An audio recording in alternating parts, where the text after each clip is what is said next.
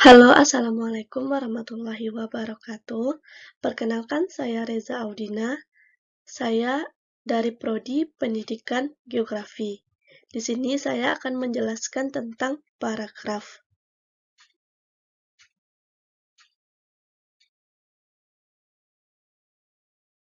Paragraf. Paragraf terdiri dari yang pertama yaitu pengertian paragraf, yang kedua unsur-unsur paragraf, yang ketiga syarat paragraf, yang keempat fungsi paragraf, yang kelima ciri-ciri paragraf, yang keenam struktur paragraf, yang ketujuh jenis paragraf.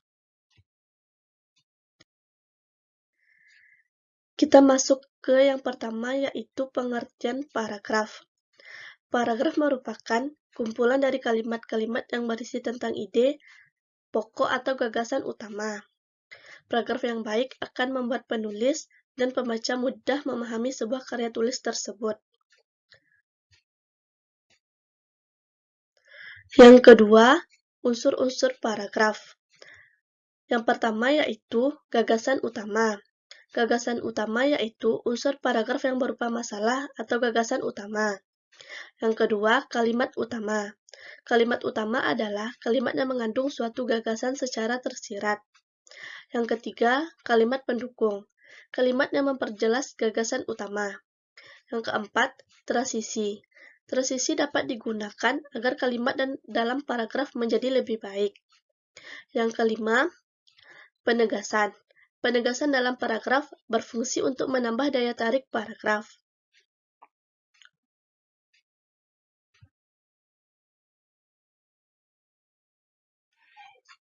Yang ketiga yaitu syarat-syarat paragraf.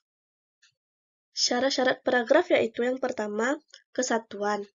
Kesatuan yaitu setiap paragraf hendaklah dibuat dengan satu pikiran yang jelas. Yang kedua, kepaduan. Kepaduan suatu paragraf terjadi jika hubungan timbal balik antar kalimat itu wajar. Yang ketiga, kelengkapan. Kelengkapan yaitu suatu kalimat penjelas yang lengkap guna menunjang kalimat pokok.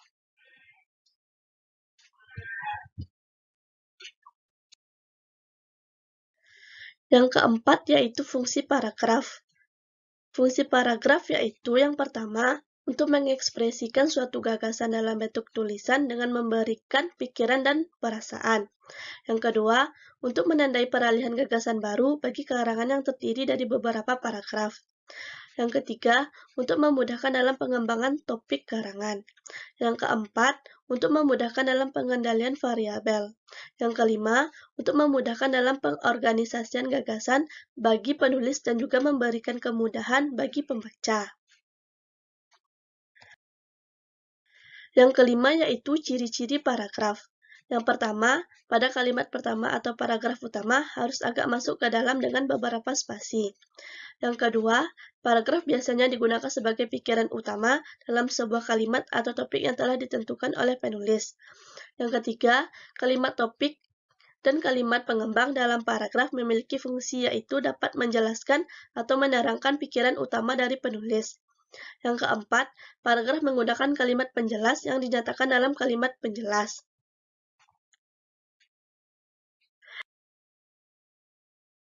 Yang keenam yaitu struktur paragraf.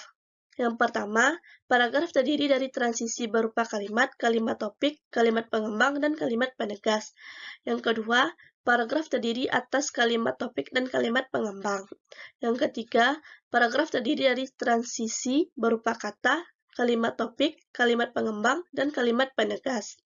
Yang keempat, paragraf terdiri atas kalimat pengembang dan kalimat topik. Yang ketujuh yaitu jenis paragraf. Yang pertama, jenis paragraf berdasarkan fungsi. Jenis paragraf berdasarkan fungsi ada tiga yaitu paragraf pembuka. Paragraf pembuka umumnya ditulis untuk memancing rasa keingintahuan pembaca tentang isi karya tersebut. Yang kedua, paragraf isi. Paragraf isi adalah paragraf yang berisi bagian-bagian pokok dalam suatu karangan. Yang ketiga, paragraf penutup. Paragraf penutup biasanya berisi kesimpulan, saran, harapan, ringkasan, dan penekanan kembali pada hal-hal penting. Selanjutnya, jenis paragraf berdasarkan letak gagasan utama. Berdasarkan letak gagasan utama, jenis paragraf terbagi 3 juga. Yang pertama, paragraf deduktif. Paragraf deduktif adalah paragraf yang gagasan utamanya berada di awal paragraf. Yang kedua, paragraf induktif. Paragraf induktif adalah paragraf yang gagasan utamanya berada di akhir paragraf. Yang ketiga, paragraf campuran. Paragraf campuran adalah paragraf yang gagasan utamanya berada di awal dan di akhir paragraf. Selanjutnya, jenis paragraf berdasarkan isi. Jenis paragraf berdasarkan isi ada 5. Yang pertama, paragraf eksposisi. Paragraf eksposisi adalah paragraf yang memiliki tujuan untuk memberikan penjelasan atau pengertian secara singkat. Yang kedua, paragraf deskripsi. Paragraf deskripsi adalah paragraf yang menggambarkan suatu keadaan atau peristiwa yang berbentuk tulisan. Yang ketiga, paragraf persuasi. Paragraf persuasi adalah paragraf yang isinya dapat mempengaruhi atau membujuk pembaca untuk tertarik dengan gagasan atau ajakan yang dibuat.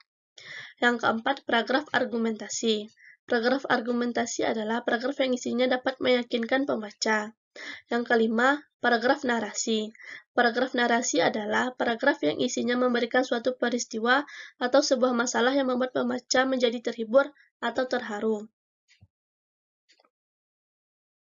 Sekian dari saya, mohon maaf apabila ada kesalahan. Wabillahi taufiq wal hidayah. Wassalamualaikum warahmatullahi wabarakatuh.